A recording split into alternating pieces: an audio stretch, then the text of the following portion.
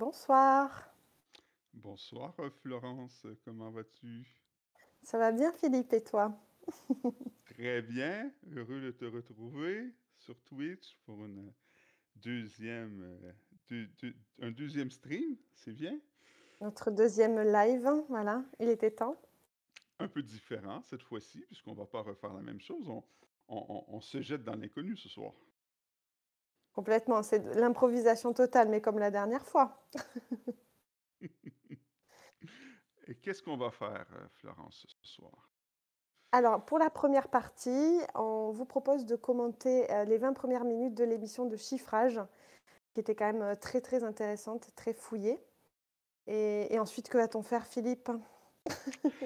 Eh ben, on va plonger dans le programme qu'on avait prévu, puisqu'on on voulait. Alors, en tant que Français de l'étranger, c'est toujours un peu frustrant de voir ces grandes émissions diffusées en France sur un autre fuseau horaire. Alors, on est au travail, toi, je crois que c'était pareil, Florence, aujourd'hui. En tout cas, moi, je pouvais juste pas. J'avais envie d'écouter notre candidat, mais je pouvais pas, je travaillais. Donc, ben, on écoute en décalé et donc, c'est ce qu'on avait prévu. Mais on a eu une petite inquiétude hein, jusqu'à la dernière minute. On n'avait pas encore le replay de disponible de l'émission.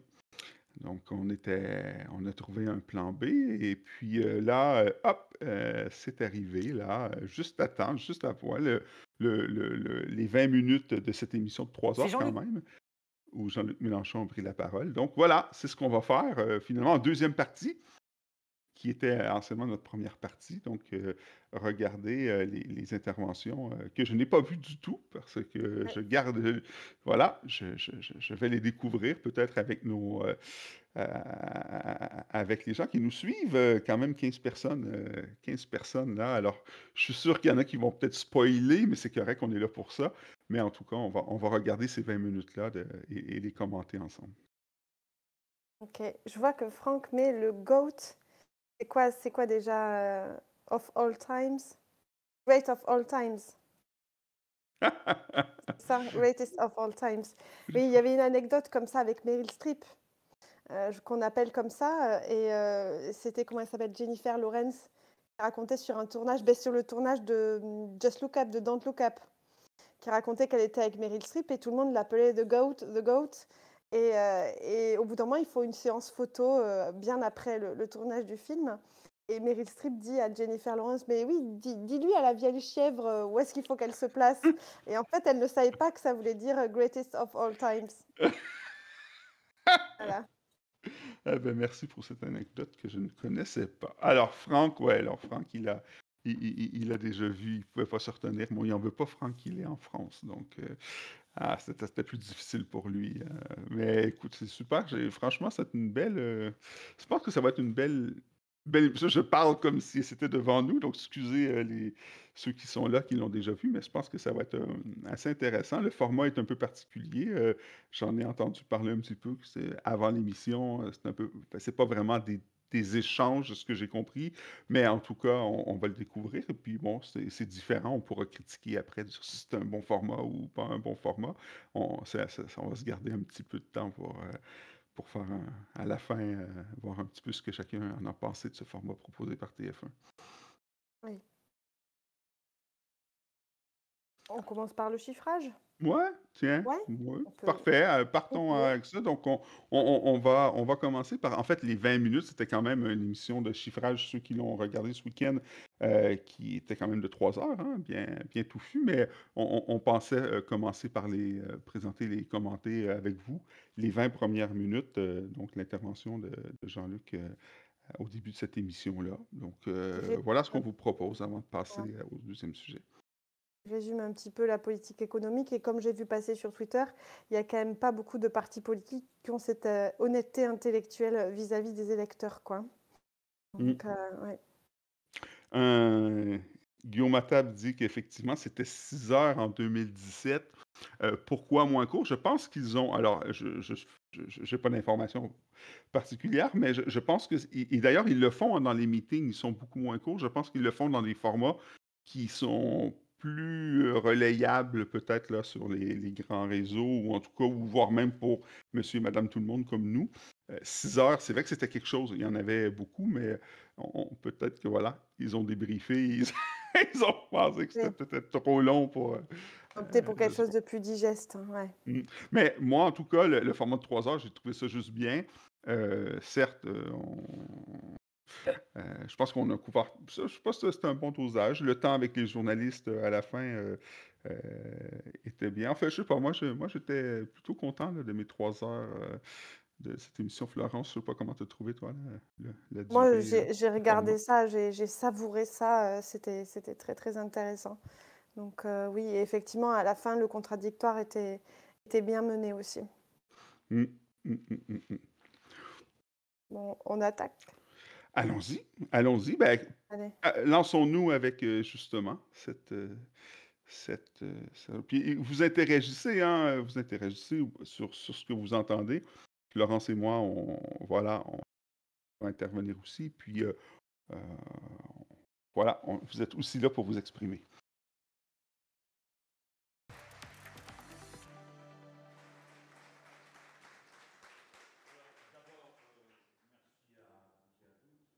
Merci à vous qui acceptez le rôle de venir porter la contradiction informée. Je commence par vous dire que si vous voulez entrer, quoi qu'il arrive, davantage dans les détails, vous disposez avec nous d'une part du programme qui est accessible sur notre site, d'un comparateur de programmes pour pouvoir prendre point par point en regardant ce que disent les autres, et de 2 instruments qui ont été mis au point par nos amis. L'un qui permet d'évaluer les situations d'héritage, puisque des commentaires sulfureux nous précèdent dans ce domaine, donc chacun pourra vérifier ce que ça peut vouloir dire pour lui, et également une machine à évaluer ce qu'il paierait en impôts compte tenu du nouveau barème. Le chiffrage qui vous est présenté résulte d'une série d'échanges extrêmement intenses entre plusieurs, comment on peut dire, think tanks, fondations, qui ne sont pas de notre avis, évidemment, nous comparons nos chiffres, et la machine a tourné en utilisant l'un des 2 modèles disponibles. Un modèle, c'est en quelque sorte une machine dans laquelle vous mettez vos chiffres et qui vous donne les autres chiffres. Il y a 2 modèles qui sont utilisables dans notre pays. Le premier, c'est celui de Bercy, qui pense que les impôts sont très mauvais pour l'emploi, et l'autre, c'est celui de la Banque de France, qui pense que les dettes, c'est très mauvais pour tout. Et donc, nous avons pris celui qui nous serait a priori le plus défavorable, c'est-à-dire celui de la Banque de France, parce qu'il est le plus défavorable. Hein. Ça ne veut pas dire que parce qu'on l'approuve, c'est parce qu'il est le plus défavorable. Alors, avant de présenter quelques grandes lignes, je veux rester d'abord sur un aspect plutôt philosophique. Je vais le faire aussi rapidement que possible. La politique à laquelle nous opposons, c'est celle qui avait été présentée en majesté J'aurais été par très curieux de François Hollande, qui savoir lui, le du moins, scénario le plus avait annoncé favorable, la couleur. qu'est-ce qu'il aurait été? Même si l'idée, c'était pas de l'exploiter, de le décrire, là. La stratégie de prendre le plus défavorable, c'est ce qui limite le plus enfin, les commentaires des détracteurs, mais quand même, voilà, ça aurait été une information de savoir quels auraient été les montants. Peut-être qu'on le saura un jour. Est apparue une conférence de presse et tournant la page de 150 ans d'histoire de la gauche, déclare d'une voix tranquille, tout le monde le sait, c'est la politique de l'offre qui crée la demande. Et ce jour-là, on tourne la page qui avait animé la pensée de gauche et la pensée progressiste, c'était qu'on gouvernait à partir de la demande. Tout ça, c'est des formules très spécialisées. Disons, on part de ce dont les gens ont besoin, dont la société a besoin. Notre effort est donc un retour sur cette logique intellectuelle qui est une logique parmi d'autres. Hein. Il y en a une autre, et je vais en dire un mot, c'est notamment celle qu'on appelle la politique de l'offre. La politique de l'offre, elle a sa cohérence. Il s'agit de produire le plus possible, de vendre le plus possible, et nous ajoutons en commentaire, de produire n'importe quoi, n'importe comment, n'importe où, dans n'importe quelle condition. Tout ce qui compte, c'est que la marchandise étant présente sur le marché, on se précipite vers celle qui coûte le moins cher et qui a le plus haut niveau de performance. Et de cet entraînement-là, on attend de l'emploi, de tout ce qu'on veut. Le résultat social vient en deuxième ligne après que la marchandise est tournée et circulée. Alors apparemment, comme ça, c'est intellectuellement séduisant. La conséquence pratique, par contre, pour nous, elle est désastreuse. Parce qu'une telle politique pousse d'abord à une prédation absolument non contrôlée sur la nature. Pourquoi? Parce que de l'intérieur même du système, on va chercher, pour faire baisser les prix, sachant que moins cher n'existe pas, c'est moins cher à condition de reporter tous les coûts environnementaux sur la nature en comptant qu'elle se répare toute seule. On ne s'occupe pas d'ailleurs de savoir si elle y arrive ou pas. Et tous les coûts humains, également les externaliser, ne pas les prendre en charge dans le prix de la marchandise. Donc on s'en débrouille avec ce que vous voulez. Et le système peut intervenir en deuxièmement en disant « Ah ben on a tout cassé, on va réparer. Et puis on vous a démoli, on va vous soigner. » Mais ça sera à chaque fois contre argent sonnant et trébuchant, c'est-à-dire que vous n'y accédez que si vous êtes en état de vous procurer des marchandises auxquelles vous n'auriez jamais pensé jusque-là, votre santé, votre savoir, l'air que vous respirez, l'eau que vous buvez et qui jusque-là vous était donnée sans contrepartie. Le système C'est quand même produit super. donc une externalisation Je ne générale. peux pas m'empêcher de souligner, hein, mais gouverner par les besoins versus la politique de l'offre que Jean-Luc vient d'expliquer, c'est quand même fou. Bon, on est en 2022, mais de penser que ce soit aussi, comment je pourrais dire, euh, euh, qu'on en soit venu à un point où il fallait se faire expliquer ça, soit comme gouverner par les besoins, on voit ça comme, et c'est révolutionnaire dans le monde qu'on vit, hein, libéral, mais il commence par cette chose qui est tout basique, sur laquelle tout le programme repose, mais qui nécessite en 2022 de réexpliquer que, effectivement, une société, enfin un gouvernement en tout cas, euh, c'est c'est- c'est de veiller aux besoins, de combler les besoins des citoyens, que ça commence par là et non pas la politique de l'offre. Ça montre à quel point où on est rendu, hein, je sais pas, où on en est rendu aujourd'hui dans le libéralisme et puis dans cette logique qu'on, même nous, hein, peu de gens le remettent en question tellement que c'est l'alpha et l'oméga. C'est très courageux et en tout cas, faut bien Ah, comprendre ça pour comprendre la cohérence du reste, Florence. ils disent effectivement que la politique en fait de la concurrence était une politique qui a été mise en place parce que bien que fortement inégalitaire, elle était extrêmement efficace sur le plan économique. Et c'est vrai que renverser la table et aller complètement à rebours de ça, c'est quelque chose d'assez inconcevable pour beaucoup de gens, quoi, alors que ça nous paraît pourtant plein de bon sens. C'est pour ça que j'ai confiance dans cette politique, parce que je pense qu'il faut avoir confiance dans le bon sens des gens.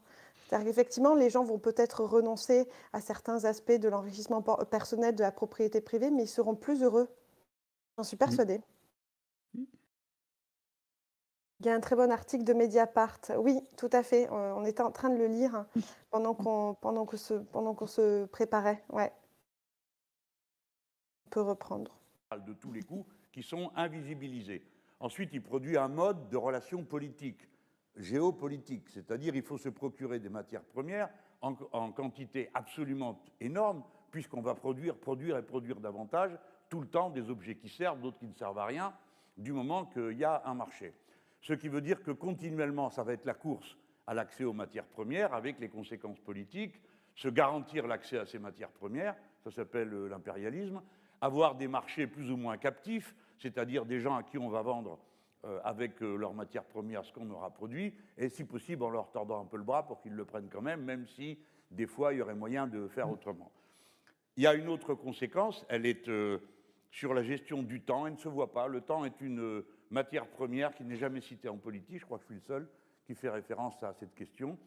Le capitalisme s'est approprié le temps long et il l'a menotté au profit du temps court. Tout passe au temps court, le profit le plus rapide possible, et suivant la formule bien connue, on passe de l'argent à la marchandise, de la marchandise à l'argent, et on recommence. Et il faut que ce cycle aille de plus en plus vite pour que le système y trouve son compte, et évidemment, le plus malin est celui qui arrive à le faire tourner le plus vite. Dans ces conditions, le temps court domine tout, et notamment le marché et tous les compartiments de l'activité humaine. Je n'en cite que deux parce qu'ils ont une conséquence pratique. Le premier, c'est sur le plan intellectuel. Nous allons en prendre un exemple très simple. Dans un labo ou une société de recherche, on va présenter des projets, c'est le cas de Sanofi, et je prends cet exemple qui est ridicule mais tellement parlant. Quelqu'un vient et dit « Bon, ben moi, je vais me mettre au travail, j'ai trouvé une idée, on va faire une molécule pour déboucher les artères. » Alors on va lui... Et puis l'autre vient à côté, il dit « Ben moi, je vais trouver une molécule parce que j'ai un point de départ, pour que quand on se lave les cheveux et qu'on a les cheveux blancs, ils ne deviennent pas jaunes, pour garantir que ça sera bien blanc. Alors on va dire, combien de temps pour arriver sur le marché? La molécule pour le cœur, 10 ans, la molécule pour les cheveux blancs, 3 ans, qui a gagné la molécule pour les cheveux blancs, parce qu'elle va rapporter. Mais attendez, si jamais on a une possibilité, on fera aussi la molécule pour déboucher le cœur. Les gens ne sont quand même pas... ils ont des sentiments aussi, ils ont une bonté naturelle. Donc il y a une déformation intellectuelle de toute la société qui va donner continuellement la prime à ce qui va vite, ce qui va se faire vite. Ce qui va se faire vite, donc ce qui est pensé vite. Et donc, culturellement, la société néolibérale, la société du capitalisme de notre époque, c'est la société où ça va vite. Et vous êtes dressé du matin au soir à ce que ça aille vite. Vous regardez un plan de cinéma ou un plan de télévision du début du siècle, et si je vous fais cadeau de la période où c'était le passage du muet au parlant, parce qu'on peut dire il y avait les habitudes du cinéma muet qu'on a transposées au cinéma parlant, mais vous voyez au cours des 50 dernières années, les plans de films, les plans de télévision sont de plus en plus courts et vous ne supportez plus si ça traîne. Si bien on n'arrive plus à s'ennuyer. Comme South of Africa, c'est un vrai bel exemple qu'il vient de prendre qui sort. On n'est pas habitué de se référer à la culture du cinéma pour nous faire prendre conscience. Voilà, c'est du Jean-Luc Mélenchon. Il a raison, parce qu'effectivement, la culture du temps court, c'est pas seulement le modèle économique, c'est toute notre société qui repose sur ça. L'instantanéité, les réseaux sociaux, etc. On ne prend plus le temps de s'ennuyer. On a décidé l'autre jour là qu'on ferait une fois par mois une journée sans téléphone. Parce que je pense qu'on ne se rend pas compte à quel point on n'accepte plus de ne rien faire. De s'occuper mentalement, et je pense que ça va de pair effectivement avec ce cercle infernal là, de productivisme effréné, d'aller à contresens de ce que notre corps nous dit. Tu vois, encore aujourd'hui en téléconsultation, pourtant avec la plateforme avec laquelle je travaille, je suis censée voir que des choses faciles, des choses courtes, mais j'ai quand même vu au moins 3 personnes en souffrance au travail, quoi. Et c'est comme ça à chaque fois. Il suffit, bonne idée que ce défi un jour sans téléphone, il suffit, comme moi, si vous avez la chance d'oublier votre téléphone à la maison et de sortir et finalement de décider que bon, ça vaut pas la peine de revenir le chercher, de se rendre compte qu'on est on est différent. On est différent. Honnêtement, aujourd'hui, ouais, c'est ne plus être connecté, donc avoir le temps long. Du coup, on peut rentrer à la maison quand on veut, puisqu'il n'y a plus personne qui peut nous appeler pour dire ah, tiens, t'es où, qu'est-ce que tu fais? Bref, c'est vrai, on le vit, puis il y a plusieurs façons de s'en rendre compte, et c'est bien. Ne pas être sonné aussi. Parce quand on a un téléphone aussi, on nous sonne. Tu sais, et donc avoir le droit aussi de ne pas répondre et de mettre du temps. Non, mais c'est vrai, de ne pas répondre immédiatement, de mettre du temps. Voilà. C'est vrai, cette liberté qu'on avait avant avec le téléphone fixe, on pouvait répondre aux messages 3 jours après et ça n'offusquait personne, c'était normal. Ça a bien changé tout ça. Oui. Et c'est pour ça que je dis que le yoga sauvera le monde, parce que tu sais, à la fin entre autres choses, à la fin de chaque séance de yoga, il y a un moment où on fait la position du cadavre. Et en fait, on est allongé sur le dos pendant, ça dépend des profs, mais pendant bien 5, 10, quelquefois 15 minutes. Je me souviens, les premières fois, j'ouvrais les yeux pour voir si tout se passait bien, s'il n'y avait pas un souci. Parce qu'on n'est plus habitué à ne rien faire. Et en fait, le yoga estime que c'est le temps qu'il te faut pour que ton corps et ton esprit intègrent la pratique. C'est très intéressant. Ah oui. Allez, retournons D'ailleurs, vous venez pour à voir un notre truc lent. candidat. Mais la lenteur, c'est la vie. Le cycle de la vie est lent. C'est celui d'un tour de la planète autour du Soleil, ça prend 1 an. Et c'est toutes sortes d'autres cycles, le cycle de la vie humaine, le cycle de la maturité, etc., qui sont des cycles lents. Le cycle du capitalisme va donc à rebours de tous les cycles sur lesquels est construite l'humanité. Même le plus fondamental, le jour et la nuit, même le plus fondamental, le silence et le bruit.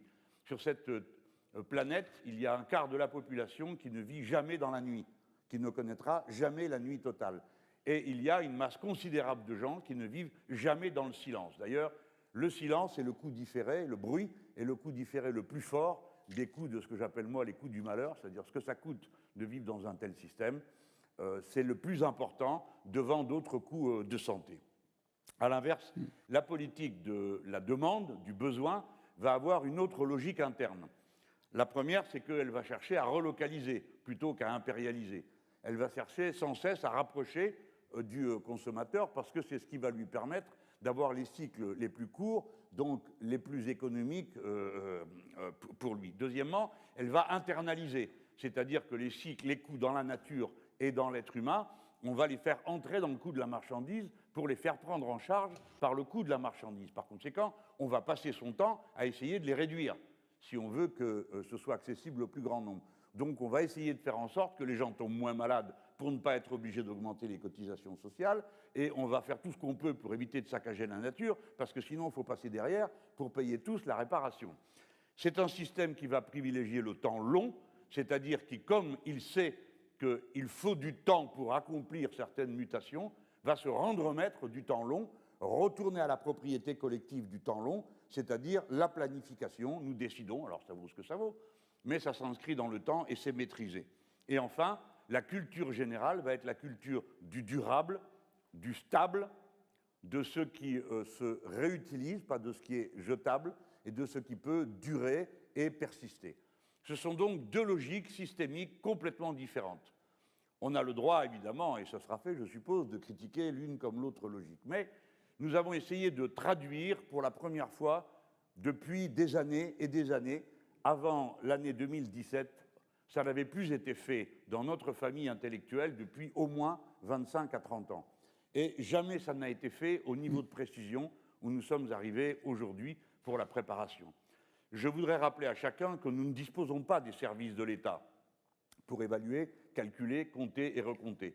Nous accédons à ce que nous savons par ceux qui savent, dans nos rangs, experts de toutes sortes, qui sont souvent des travailleurs de l'État, mais pas toujours. Nous avons nos parlementaires qui sont dans les commissions de l'Assemblée nationale ou présents dans les débats économiques au Parlement européen, et c'est à partir du recroisement de toutes ces données que nous sommes parvenus à un assez haut niveau d'information, et nous mettons au défi, qui le veut, de contester nos chiffres, parce qu'ils sont assurés, j'ai dit sur quel modèle ils ont fonctionné. Je remercie tous ceux qui ont fait cet énorme travail. Je sais que cette semaine, vous avez souffert encore plus que d'habitude, parce qu'il a fallu tout terminer à temps, en sachant que nos invités seraient implacables et qu'à la première erreur, vous serez immédiatement repérés par des experts comme eux, parce que c'est leur métier, hein, de regarder ces choses-là dans le détail. Alors, si on veut bien me passer le petit schéma, je vais vous montrer en gros Florence, tu une sorte sais, il vient de synthèse. s'arrêter pour remercier tous Le ceux voilà. qui il a expliqué comment ils ont pu arriver à produire hein, ce chiffrage-là. Et en tout cas, moi, c'est une des plus grands plaisirs, des plus grandes fiertés de militer auprès des Insoumis, parce que c'est vrai que ça prend une équipe quand même incroyable pour arriver au niveau. Hein. Puis là, on parle du chiffrage, mais bien sûr, vous connaissez tous, ceux qui nous écoutent, et toi, Florence, tout ce que produit l'Union populaire et toutes ces petites fourmis qui travaillent. Mais bon, bien sûr, j'ai un biais, je m'intéresse surtout à ce qui se passe à la France insoumise, mais je ne crois pas, parce que si ça existait, je n'en entendrais parler, que ben, les autres équipes de campagne aient autant de militants comme ça, qui proviennent là, de partout et qui contribuent de leurs mains à ça. Franchement, ça rend fier. Ça rend fier de voir cette émission-là, quand on la regarde, ça nous rend fiers de militer au sein de l'Union populaire. Je ne sais pas ce que tu en penses, Laurence, mais en tout cas, Je suis d'accord, d'autant plus que, comme je te disais, je pense que c'est une grande honnêteté intellectuelle vis-à-vis des électeurs. Et les gens ont tellement l'habitude qu'on les prenne pour des jambons qu'ils oublient. Moi, je vois quand je discutais au moment de la candidature de Taubira, je dis mais c'est d'une malhonnêteté, enfin, c'est se moquer des électeurs que de se présenter comme ça à peine quelques semaines de l'élection sans rien. Les gens sont tellement habitués à un système hyper vertical. Et d'ailleurs, ils sont... Souvent, quand la plupart des gens pensent que la France insoumise, c'est ça. C'est Mélenchon qui décide de tout, qui agit seul. Et quand on leur dit que pas du tout, qu'en fait, qu'il est entouré de nombreuses équipes, et ils sont souvent très étonnés. Ouais. C'est vrai. Effectivement. C'est vrai. On a à peu près la moitié de fait, hein, on va continuer sur ce bon chemin. Alors, je vais me mettre là pour que ce soit plus facile. On a donc les deux cases, les dépenses et les recettes. Le circuit est bâti, si vous voulez, dans le sens suivant. Les dépenses, dans un premier temps, augmentent, mais génèrent des recettes. C'est-à-dire que ce que vous dépensez, comme ce n'est pas de l'eau qu'on verse dans le sable en regardant, tiens, il n'y en a plus, mais ce sont des salaires, ce sont des constructions, ce sont des choses que l'on met en place. Donc, ça provoque à son tour du salaire, des choses que l'on met en place, des choses que l'on achète. Au milieu, il y a la consommation populaire qui représente 53% de la richesse de notre pays, de la croissance de notre pays, de son activité. Alors, d'un côté, vous allez trouver tout ce qui va être dépensé, qui est massif. Investir dans la bifurcation écologique et les services publics, là, on ne parle pas des frais de personnel, on parle de ce qu'on construit, des écoles, tout ce qui est de la construction pour du service public ou de l'équipement. Ensuite, vous avez 1 million d'emplois dans les services publics et revalorisation des salaires des fonctionnaires, puisque tout a été gelé. Ensuite, il y a faire circuler la richesse, c'est-à-dire tout ce qui part de la caisse pour aller circuler sous forme de prestations, d'aides de toutes sortes qui sont données aux personnes. Et tout ça, donc, ça représente un bond de 250 milliards de dépenses supplémentaires à la fin du cycle, c'est-à-dire quand tout est arrivé à son maximum. C'est une somme qui est suffisante pour qu'on la remarque.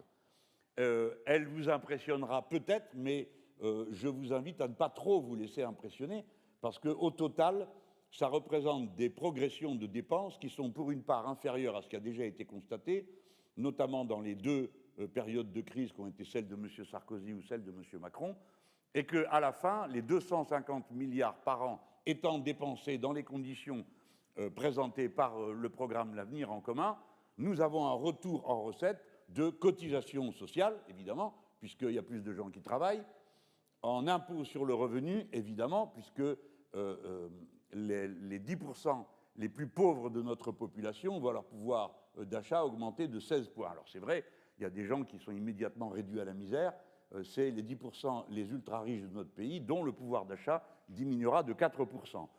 Mais là, Ça, c'est donc, vous avez important. des cotisations, Je des impôts. trouve ce moment-là, je me le suis noté tout de suite parce que dans notre pays, je trouve, je ne sais pas ce que tu en penses, Philippe, mais on a peur des riches.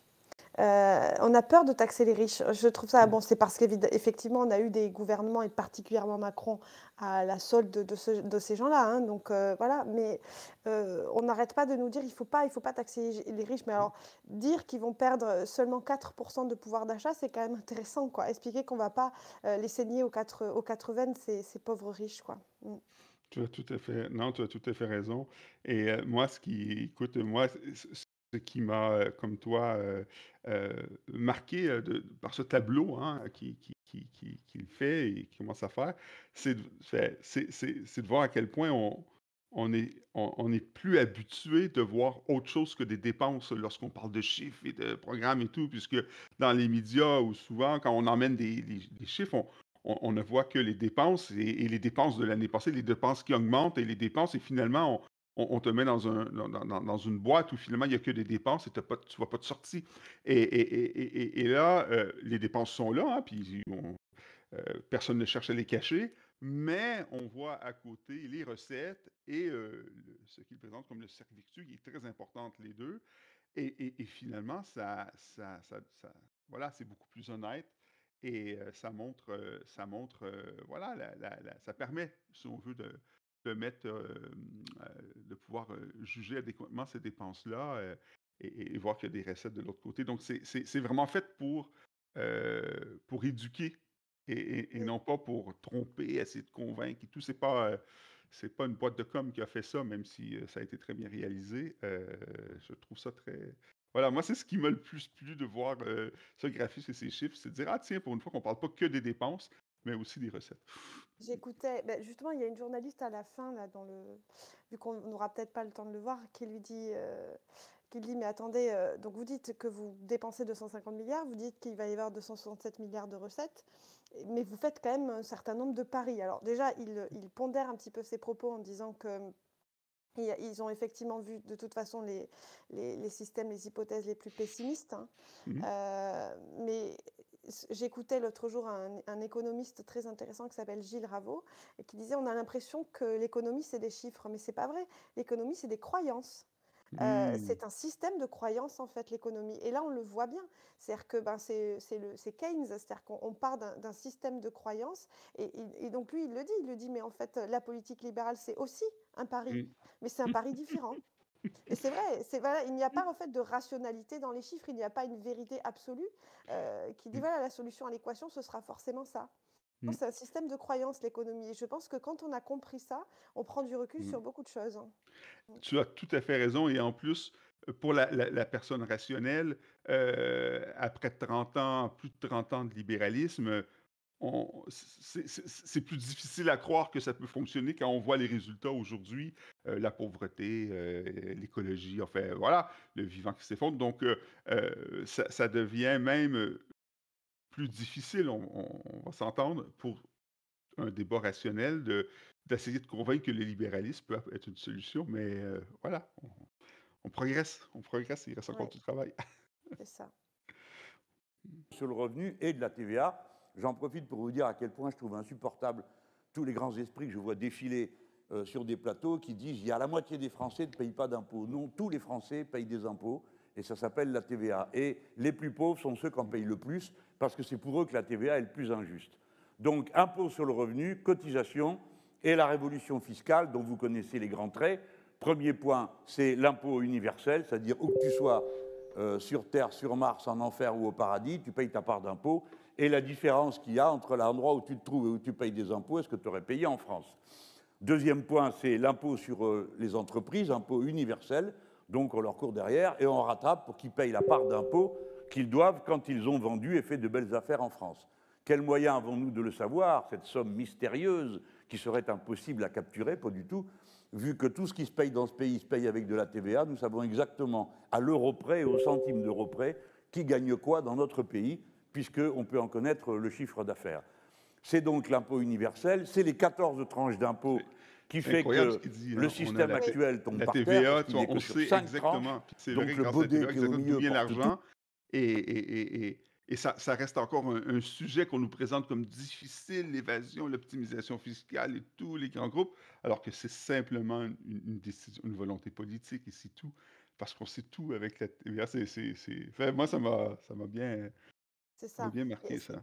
il fait effectivement la différence, et c'était salvateur, parce qu'effectivement, c'est pas que je m'étais jamais posé la question, mais il fait la différence entre effectivement l'optimisation fiscale, qui est un ensemble de montages financiers, mais en fait, effectivement, on voit très bien où va l'argent, et l'évasion fiscale, où là, effectivement, les types placent leur argent, ben, on ne sait pas trop où, et là, on n'a pas trop de droit de regard dessus. Mais Mm, effectivement, sur tout ce qui concerne l'optimisation fiscale, en fait, on peut carrément intervenir, quoi. C'est vraiment une volonté politique.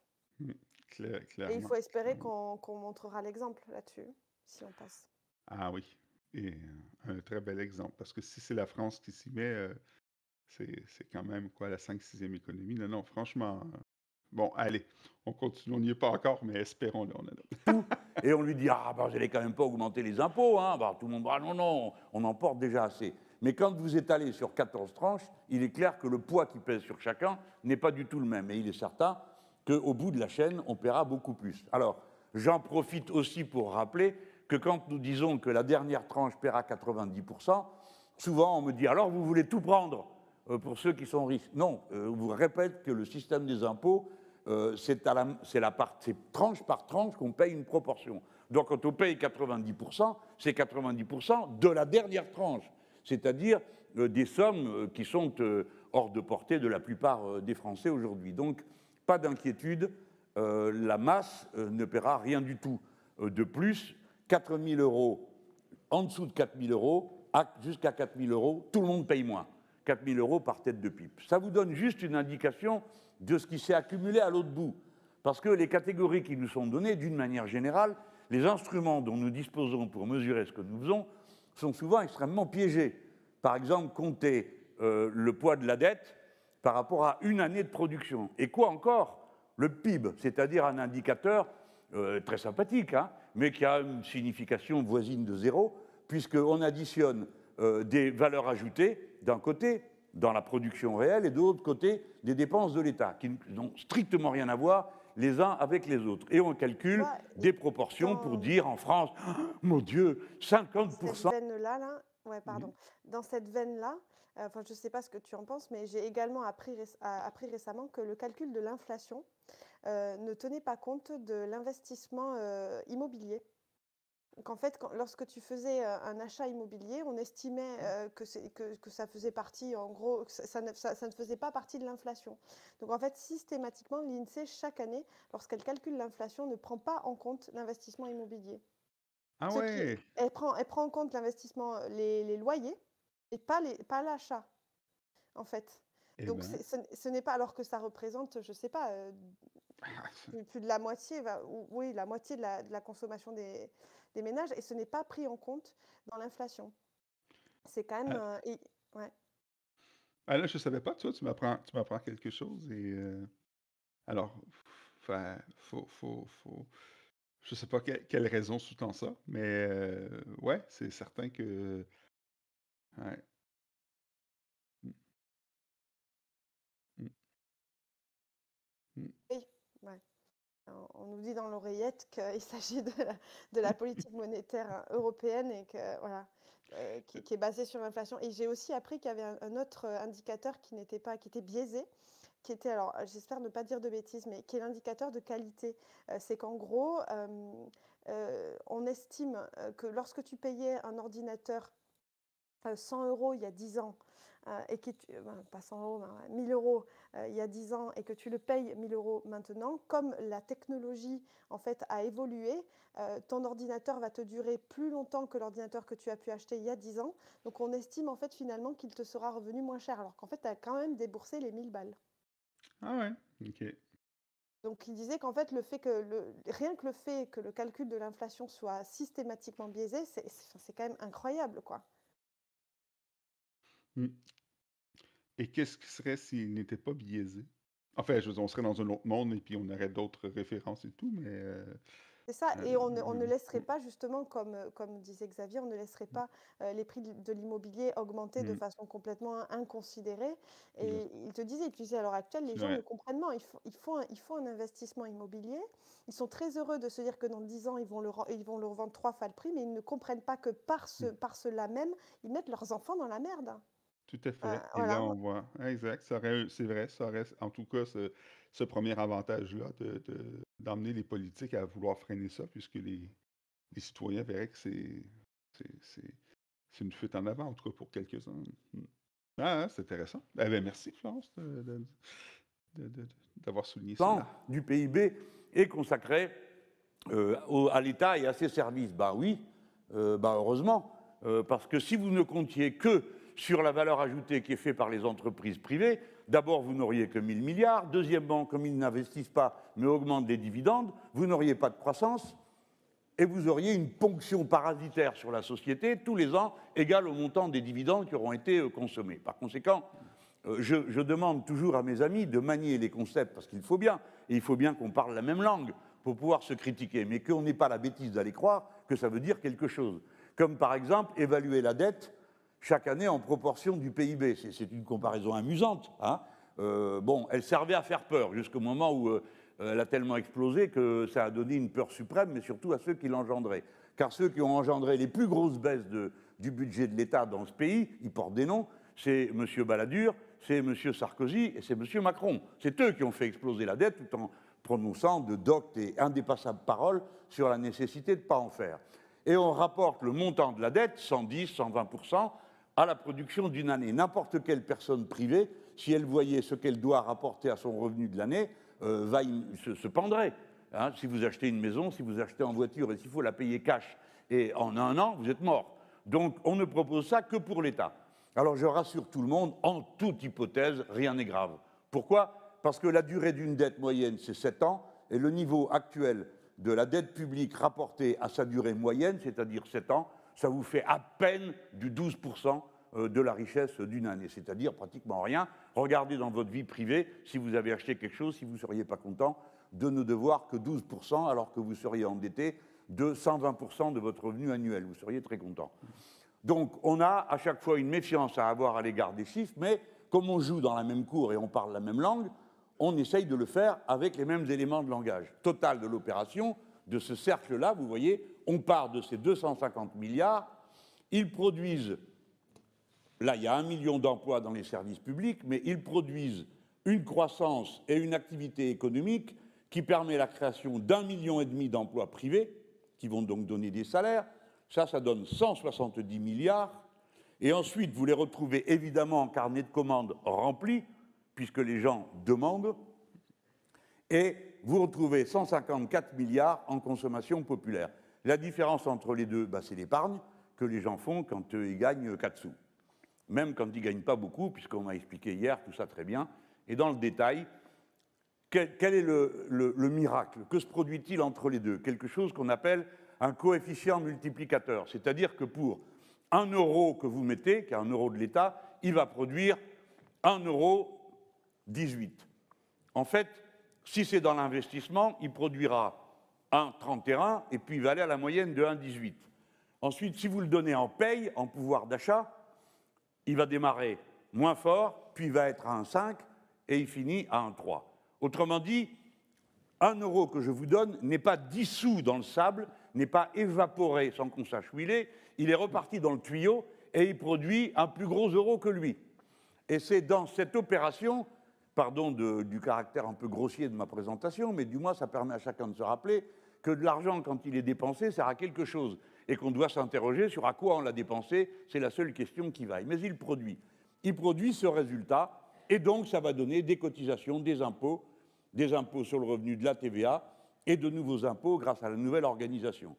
250 milliards d'euros d'un côté. On parle en permanence du fait de devoir protéger le capital pour que les entreprises puissent continuer à investir, mais on estime que l'État ne peut pas faire pareil, quoi. L'État ne peut pas investir dans l'économie en finançant l'emploi, etc., etc. C'est fou. Et tu sais, ça me fait penser à... D'ailleurs, c'est pour ça peut-être que je me retrouve autant dans la politique menée par l'Union populaire. C'est qu'on travaille énormément en tant que médecin généraliste autour de la prévention. Et en fait, là, voilà, c'est comme ça que travaille l'Union populaire. Quand il te dit que la malbouffe, c'est 50 milliards par an, voilà, moi, je me retrouve exactement dans ce genre de discours. Et c'est ce dont on manque, je pense, cruellement dans nos sociétés. C'est-à-dire que j'ai encore beaucoup de gens qui s'asseyent et qui me disent, voilà, moi, je mange 2 tablettes de chocolat tous les soirs, donnez-moi un médicament pour faire diminuer mes triglycérides. Voilà, mais si vous arrêtez, si vous mangez un petit peu moins de chocolat tous les soirs, vous n'aurez pas besoin de manger. Et c'est exactement ce dont nos sociétés sont malades, quoi. Hein. C'est vrai. Et là, c'est la même chose, je trouve, avec cette politique d'investissement, quoi. Et ça rejoint aussi ce dont on parlait tout à l'heure sur le temps long, puisque justement, c'est l'État, les services publics, on peut prendre le temps long, puisque effectivement, là, dans ton exemple, donner les triglycérides, voilà, c'est un acte, on répond aux besoins comme ça à court terme, mais dans le temps long, on soigne complètement différent. Tu as donné un très bon exemple. Ouais, et on oublie, d'ailleurs, Jean-Luc Mélenchon le rappelle souvent, mais le public, c'est le plus grand investisseur en France à travers tous les services publics, les hôpitaux, les écoles, les policiers, etc. Donc, aussi, il ne faut pas rougir quand on parle, hein, c'était le début de ton propos, les entreprises privées, il faut qu'ils investissent. Oui, certes, effectivement, il faut, mais voilà, l'État est de loin le plus grand investisseur en France aussi. Alors, mon médicament crée de la croissance. Alors, c'est pas sûr, tu vois, parce que ce qu'on sait également en médecine, et je pense que on peut également faire un parallèle avec l'économie dans ce cas-là, c'est qu'un médicament, à partir du moment où il est efficace, il a des effets secondaires. Ah non, non, Voilà. je comprends. Non, mais c'est ce que dit, c'est ce que dit Xavier sur le chat. Il dit le Ok. médicament crée de la croissance. Certes, mais Ah, justement, cette réponse-là aura des effets secondaires, alors qu'on sait que la prévention, par définition, ça n'a pas d'effets secondaires. excellent. D'ailleurs, ton commentaire sur l'inflation tout à l'heure a bien fait réagir dans le chat. Hein. Merci hein, à Xavier pour nous recommander, nous renvoyer sur les sur Blast et puis à Isa Small River aussi, là, le petit article. Je vais bien, Voilà. je Si vais vous prendre le temps de le l'écoutez, lire aussi. Hein. Ravo, je vous mets son nom, un économiste très intéressant qui parle donc dans une vidéo de l'inflation, etc., qui parle également, j'essaierai de vous retrouver les vidéos, qui parlent également du bonheur au travail. Ça rejoint énormément hein, l'idée de l'Union populaire, hein, avec le fait qu'on travaille trop, qu'il faut arrêter avec l'état d'esprit productiviste, etc., etc. Quelqu'un qui a beaucoup de bon sens. 267 dans l'autre. À la sortie du circuit, notre modèle de gouvernement, l'économie des besoins, c'est-à-dire qui part de ça, des emplois publics, du service public, de la bifurcation écologique et des services publics aura permis de gagner un budget positif de 17 milliards par an. Eh bien, je crois que comme c'est une bonne nouvelle, maintenant on va attendre de pied ferme la contradiction, et moi je vais retourner à ma place en cédant mon poste à celle dont c'est le rôle aujourd'hui d'animer notre rencontre. Merci beaucoup Jean-Luc Mélenchon.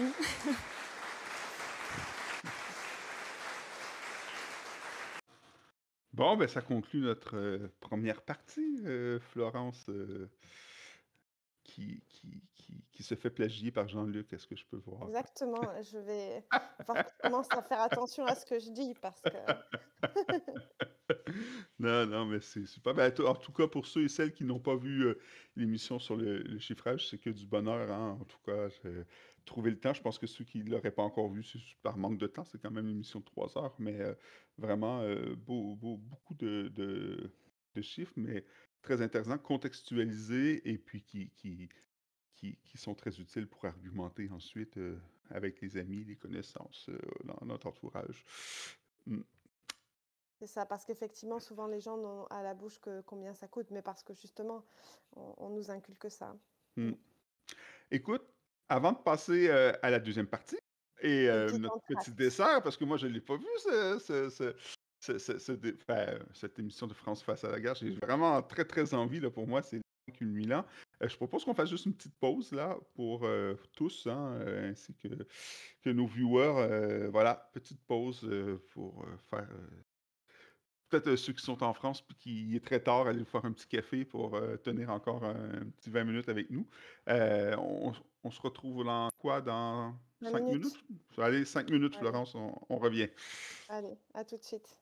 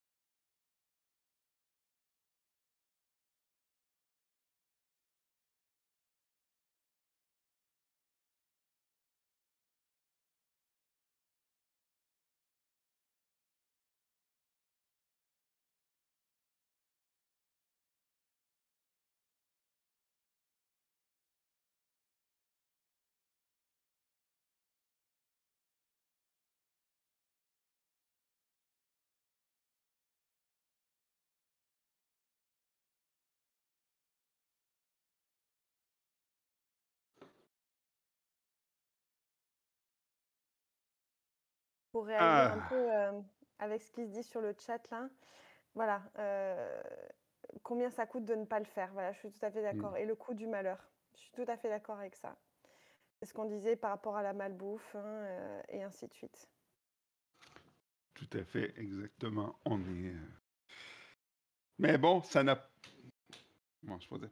Ça n'a pas été pris en compte puisqu'on le lui aurait reproché, mais effectivement, c'est ce qui nous permet d'espérer que ce programme, c'est ce que je disais au début, hein, si quelqu'un s'était amusé à calculer l'hypothèse haute, je suis sûr qu'on aurait, justement, en prenant en compte le coût de ne pas faire, comme ça a été décrit, on aurait de belles surprises en tout cas. Bref, on le fera le programme et on verra bien. On a mais puis de calculer, on verra. On se donne rendez-vous dans 10 ans. Puis... Et puis tu sais, c'est la même histoire qu'avec le Covid. Hein, c'est-à-dire qu'on a dit, on a réussi à se protéger du Covid, mais quid des dégâts collatéraux, quoi. Des gens qui se sont pas fait diagnostiquer leur maladie, des personnes atteintes de maladies psychiatriques qui ont dégoupillé, les addictions qui ont replongé, et ainsi de suite, quoi. On n'est pas capable de le modéliser, ça. C'est quand même extraordinaire, quoi. En 2022, on est juste capable de nous dire, oui, il y a moins de gens qui sont morts du Covid, mais tout ce qui est coût indirect, le coût du malheur, justement, on n'a pas été capable de le chiffrer, de le prendre en compte. C'est quand même incroyable. Comme si personne n'avait intérêt à le connaître, alors que non, bien au contraire. Nos grandes décisions politiques et l'action publique devraient. Donc, mais oui, ça ne peut venir que de l'intérieur. Comme si on n'était pas capable de complexité, quoi. Comme à l'heure actuelle où on est capable de montrer des Ukrainiens, des bébés ukrainiens en train de se faire massacrer, c'est à peu près tout ce qui se passe, quoi. Ouais, et on envoie des sondes sur la Lune et puis ça, on n'arrive pas à calculer. Florence, à ce sujet, qu'est-ce que tu penses de regarder ce débat, ou en tout cas la France face à la guerre, là, que nos amis français ont déjà vu et que nous, on va le découvrir ensemble. En live. Allez, feu. Feu, on se lance comme ça. Bon, on va aller en régie. Et juste comme ça, là, je découvre les premières images, là, mais moi, ce que ça évoque, c'est un ring de boxe, là. Tu vois, complètement. Puis avec même les cordes qui sont au plafond, là, tu vois, les 3 cordes autour, je vois ça et je vois Ultimate Fighting, mais bon, on verra s'il y a vraiment eu des débats et tout, mais je pense pas que le format le permette, mais on va le découvrir. Malheureusement, non, c'est ce qui est dommage, Donc, il n'y aura que le ring de boxe, mais un candidat à la fois dans le ring. Pas de combat. C'est peut-être pas plus mal, mais on va découvrir ça. C'est Jean-Luc Mélenchon qui va prendre votre place. 3e candidature pour vous, monsieur Mélenchon. Au nom de la France Insoumise, vous êtes député des Bouches-du-Rhône depuis 2017, année où vous aviez obtenu au premier tour de la présidentielle 19,6%. Qu'avez-vous à proposer aux Français? Vous avez, comme tous les autres candidats ici présents, 1 minute. Alors, la paix est notre cause commune, on va le voir ce soir. Mais la guerre ne doit pas nous empêcher de penser aux problèmes que nous devons trancher dans cette élection. Le changement climatique, il est commencé. Alors, on passe à la planification écologique, oui ou non? La retraite, c'est 65 ans avec M. Macron ou 60 ans avec moi? Les prix, notamment ceux de l'essence, vous laissez aller la spéculation ou bien vous les bloquez à la baisse, comme je le propose? Le SMIC, pas de coup de pouce pendant 10 ans. On continue ou bien on le passe immédiatement à 1 400 € net, comme je le propose? Les jeunes, on les abandonne dans la misère ou bien on décide qu'on leur donne cette allocation de 1 000 € pour qu'ils puissent étudier tranquillement à la fac ou au lycée professionnel? Les pesticides, la malbouffe qui pollue, qui tue, le martyre des animaux, stop ou encore? Enfin, la monarchie présidentielle. On continue ou bien on passe à la 6e République avec le droit pour les citoyens de faire des propositions ou de révoquer les élus? Bref, je finis. Je me présente devant vous avec un programme complet et chiffré. Et si vous le voulez, dans 30 jours, on commence, parce qu'un autre monde est possible. Merci. Merci beaucoup, Jean-Luc Mélenchon. Assis, cet endroit est le vôtre. Attends, il a déjà passé... je sais pas, il a déjà passé le... fait pleine mesure du programme, là. En quoi? Ça a duré quoi? 1 minute? Je sais pas. Oui. C'est paf, je sais pas, l'écologie, la retraite, tac, tac, tac. Une chance qu'ils l'ont arrêté parce qu'il aurait fait là. Il aurait fait, c'est génial. Elle riait d'ailleurs, la journaliste, je vois sur le côté, elle riait. Mais c'est bien. Il a été bon. Il a été bon. Écoute, super intro, ouais. Tu sais, ça me fait penser à ça n'est pas exactement la même chose, mais ça me fait penser à cette vidéo du Corse sur Twitter, tu sais, qui circule là, Oui! du jeune insoumis corse, qui démonte le bilan Macron en à peu près 1 minute. Et c'est incroyable, hein. On voit, comme on disait, il n'est pas encore très très à l'aise à l'oral, mais il arrive quand même en très peu de temps à résumer ce qui s'est passé en 5 ans et à parler justement de la fin de la monarchie présidentielle. C'est pour ça que ça me fait penser à ça. Il conclut comme ça. Super. Ah, écoute, ça met en bouche. C'est comme ça tout le long, là. Super, hein? Et comme disait Franck, ouais, Il ça vous a fait on va entendre. essayer. oui. Zemmour n'a pas pu s'empêcher. Zemmour qui a fait un truc pas trop mal, c'est le seul autre que j'ai pu voir avec une anaphore qui était pas mal, mais il n'a pas pu s'empêcher de caler l'immigration, bien sûr. Et assis. Assez. Jean-Luc Mélenchon, on va évidemment commencer par la guerre en Ukraine. Vous vous inscrivez en faux à peu près face à toutes les décisions prises par la France depuis le début de cette crise. Vous êtes contre les sanctions, contre l'envoi d'armes à l'Ukraine, contre le maintien de la France dans l'OTAN, plus généralement, bien avant cette crise. Vladimir Poutine n'est pas un danger pour l'Europe et pour la France? Bah, si. Mais la plupart des choses que vous dites sont inexactes.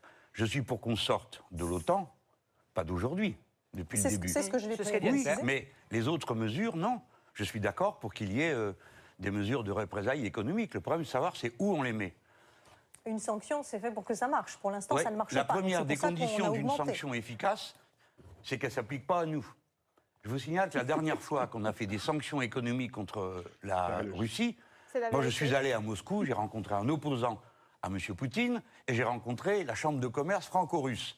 Et la Chambre de commerce franco-russe, les patrons français, m'ont dit on a fait une erreur monstrueuse, tout ce qu'on leur vendait, ils le produisent eux-mêmes, et nous, ce qu'on aura fait aura servi à rien. Donc, par rapport à la crise dans laquelle on vit, quelle stratégie avoir? D'abord, avoir des idées claires. Moi, j'ai les idées claires, pourquoi? Parce que ça fait depuis 2014 que j'alerte sur tous les tons qu'il y a une ligne rouge en Ukraine et qu'il y aura une guerre. Un de vos collègues à France Inter m'avait dit, attendez, vous parlez au sens imagé ou réel? J'ai dit réel. C'est quoi Pourquoi? cette ligne rouge? C'est une ligne rouge. Dites-la en termes clairs. Vous ne l'avez jamais dit en termes clairs. Vous ne voulez pas que des pays démocratiques, la Géorgie ou l'Ukraine, adhèrent démocratiquement à l'OTAN. Vous considérez que c'est une mouletta et que c'est une ligne rouge pour le dictateur Poutine? Oui. Il faut réfléchir, pas seulement avec les arguments qui nous paraissent justes à nous, mais essayer de comprendre ce qu'il y a dans la tête des autres. Quand on veut faire de la politique Ça excuse qui parte des réalités et pas de nos rêves. Il faut apaiser Poutine. Il y a une ligne rouge. Elle nous plaît ou elle ne nous plaît pas. Mais quand nous avons pris l'engagement auprès de la Russie, qui était à l'époque soviétique, ce fait est dorénavant une information déclassée. C'est très contesté par tous les historiens. Non mais attendez, peut-être contesté par vous, mais par les gens qui suivent les documents déclassés, et c'est pas moi qui le dis, c'est des diplomates, c'est M. Védrine, tout le monde sait ça. Alors vous pouvez toujours raconter aux gens que c'est pas vrai. Moi, quand vous faites ça, vous n'aidez pas à réfléchir. Parce que vous embrouillez le débat. Donc il y avait une ligne rouge. Jean-Luc Mélenchon, est-ce qu'une adhésion à l'OTAN de l'Ukraine vaut la guerre que Bien nous sûr que constatons? non. Mais alors, c'est une question. Prenons les ça, la choses question, dans l'ordre dans lequel elles se présentent. Aussi longtemps, moi je suis non aligné, et pas d'aujourd'hui. Je suis assez vieux pour avoir été contre l'invasion de la Tchécoslovaquie par les Russes et d'avoir été contre la guerre du Vietnam, contre les Américains. Donc c'est pas d'aujourd'hui que je suis non aligné. Je prends cas par cas et moment par moment. Quand les Américains disent nous allons faire l'OTAN jusqu'à la porte de l'Ukraine, jusqu'à la porte de la Russie, je dis danger. Quand M. Poutine franchit la frontière, c'est lui qui pose l'acte qui est intolérable. C'est ça qu'il faut voir et bien comprendre. Attendez. Par conséquent, il faut avoir une stratégie qui soit adaptée à cette situation. Pas juste gesticuler. Moi, les va-t-en-guerre, ils m'exaspèrent. Pourquoi? Parce que nous, Français, nous sommes en première ligne. Nous avons 500 militaires en Roumanie. Nous en avons 300 en Estonie, plus 4 avions Mirage. Nous en avons 300 plus en Lituanie et nous avons un escadron de chasse qui se trouve en Pologne, c'est-à-dire directement sur la frontière entre l'Ukraine et la frontière avec Kaliningrad. Par conséquent, les Français ont intérêt à bien réfléchir à ce qu'ils font avant d'agir. Donc moi, j'ai une idée sur ce qu'il y a lieu de faire. Vladimir Poutine, c'est un dictateur ou pas? C'est un autocrate, c'est absolument certain. Mais je vais me réfugier derrière la réponse de M. Macron. Moi, je me positionne comme quelqu'un qui a l'intention d'être élu. Je pense que, comme lui, j'arrangerai pas mes affaires. Si pour vous faire plaisir et arranger mes affaires, je disais oui, c'est un dictateur abominable, un fou sanguinaire, etc. Ça vous ferait peut-être plaisir à une dizaine de personnes, mais ça rend la gestion de la France complètement impossible et ça nous met en danger. Vous disiez que vous aviez une idée pour la crise Absolument. actuelle. Donnez France 2 qui lui avait posé cette question, tu sais, lors du débat. Juste, je ne sais pas s'il revient ensuite sur les sanctions économiques, il ne s'est pas trop étendu sur la question, mais je lis un article aujourd'hui, je ne sais plus où, comme quoi en fait les sanctions sur SWIFT avaient été inefficaces, que quelqu'un me coupe dans le chat si je dis des bêtises, mais avaient été inefficaces parce qu'en fait ils ont aussitôt pris le relais avec un système équivalent en lien avec la Chine, et que de toute façon tant qu'on ne sanctionne pas le gaz, ben, il ne se passe rien, quoi. Et un autre exemple aussi de l'inefficacité, c'est Netflix. En fait, on a beaucoup de compagnies américaines ont dit ah non, on arrête de faire du business, mais certaines, puis on prend l'exemple de Netflix parce que c'est la plus évidente, s'ils ont arrêté de diffuser en Russie, on peut aussi s'interroger sur les raisons. En coupant Visa et Mastercard et Swift, en fait, ils n'avaient plus les moyens de recueillir les abonnements des Russes. Donc, en fait, ils auraient pu continuer de diffuser, mais bon, ils ne pouvaient plus avoir les abonnements. Donc, en fait, ces sanctions-là ont justement empêché Netflix de continuer à vendre leurs services. Donc, ils se sont dit, ah non, nous, on va quand même et tout. Mais à la base, c'est les sanctions et c'est Visa et Mastercard. C'est absurde, ça. McDonald's, alors tout le monde s'émeut. McDonald's, mais bien heureux qu'ils aient plus McDo sur leur sol, quoi. Enfin bon, ça c'est personnel, mais en fait le problème c'est que bon, encore Netflix et McDo, mais j'ai vu des trucs encore. Ah oui, on a oui au théâtre du Capitole, on a un directeur de non, on a le chef d'orchestre, voilà, de l'Orchestre national du Capitole qui est russe et qui a démissionné. Qui a été forcé de démissionner, parce qu'en fait, effectivement, il se passe tellement de petites choses comme ça, un petit peu mesquines à l'encontre des Russes, qu'on en finit par appeler des restaurants russes et les insulter, quoi. Ou appeler certains restos québécois qui... Non, mais sans rire. Ils vendent de la poutine, ouais, j'ai vu. Je pense que les gens sont sérieux. On leur vend tellement de petites choses comme ça, complètement absurdes et complètement... Enfin, c'est pas ça qui va faire changer d'avis Poutine, quoi. C'est quand même incroyable, quoi. Enfin, bon, bref. Oui, la maison de la Poutine, voilà, c'est ça. N'importe quoi. Il faut voir court terme, moyen terme, long terme. Court terme, immédiatement, tous les matins, on se lève et on dit cessez le feu. Et court terme, immédiat, on demande à l'ONU de déployer des soldats, des casques bleus, le long des 16 réacteurs nucléaires. Je vous arrête, c'est impossible. À l'ONU, il y a le Conseil de sécurité. Dans le Conseil de sécurité, il y a la Russie qui s'opposera. En effet, le droit de veto a été établi par les Américains au début. Donc l'ONU ne pourra pas agir, M. Mélenchon. Oui. Alors, je vais vous apprendre les statuts de l'ONU, ça me fait plaisir. Il y a aussi une Assemblée générale qui prend des décisions. Vous savez, par exemple, que la résolution condamnant l'invasion de la Russie a été bloquée au Conseil de sécurité, mais adoptée par l'Assemblée générale des Nations unies. Et vous devriez vous poser la question de ce qui s'est passé. Parce que moi, je suis très alerté par le fait que la Chine s'est abstenue, tant mieux, on peut s'appuyer dessus. L'Inde s'est abstenue, tant mieux, on peut s'appuyer dessus. Mais ça fait la moitié de l'humanité, plus l'Afrique du Sud, plus le Sénégal, qui sont nos frères dans l'histoire.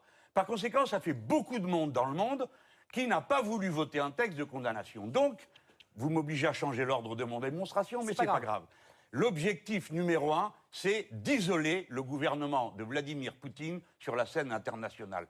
Je crois que le président Macron l'a dit il y a quelques instants. Isoler, ça veut dire qu'on arrête les gesticulations contre les Chinois, histoire de fous qui ne nous mènent nulle part. Et donc, qu'on discute avec les Chinois, avec les Indiens, pour isoler toujours plus Vladimir Poutine. Deuxièmement, nous devons l'isoler politiquement. Politiquement, ça veut dire le couper de sa base. Les oligarques, donc il faut taper, taper et taper encore les oligarques. Ils ont presque 1000 milliards, paraît-il, en banque en Angleterre. C'est la première des mesures à prendre. Nous pouvons attraper leurs biens sur la Côte d'Azur, il y en a de tous les côtés. On a ramassé un yacht pour l'instant. Non, il faut être plus dur. Pourquoi? Parce que ça le coupe de son environnement. Et enfin, Il faut miser sur la résistance du peuple russe. Ne croyez pas que tous les Russes sont d'accord avec l'invasion, la guerre et les meurtres. Les Russes ont déjà subi la guerre d'Afghanistan, la guerre de Tchétchénie. Ils en ont ramené des cadavres de leurs jeunes gens à la maison. Par conséquent, aujourd'hui, vous avez eu tout de suite une riposte. Vous avez dedans le deuxième syndicat de Russie. Et mon ami Alexei Sakhnine, que j'avais encore récemment au téléphone sur cette affaire, nous dit « Nous vaincrons de l'intérieur ». Peut-être qu'il exagère, mais son courage est extraordinaire. Il faut donc miser politiquement. Et enfin, il faut une initiative spectaculaire. Pourquoi? Ou elle marche ou elle ne marche pas. Elle marche, on a obtenu gain de cause. Elle ne marche pas, on l'isole. Laquelle? Convoquer une conférence extraordinaire de l'Organisation pour la sécurité et la coopération en Europe. Ça a été créé pour ça. Et là-dedans, on dit, vous avez un problème de frontières, on en discute.